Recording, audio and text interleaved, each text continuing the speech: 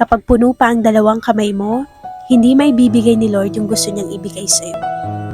Now that I'm getting older, na-realize ko na marami akong pinapasok sa puso ko na hindi naman pala beneficial for me. Marami akong pinatira sa puso ko na hindi naman pala dapat. Marami akong natutunan. Now that I'm becoming wiser, hindi pala lahat ng maganda sa paningin ko at hindi lahat ng maganda sa pandinig ko ay papapasukin ko na sa puso ko.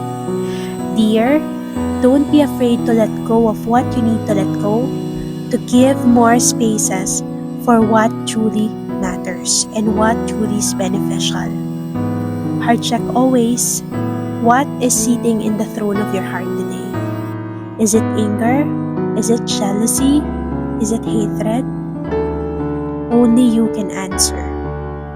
And today, may God speak in your heart and help you declutter.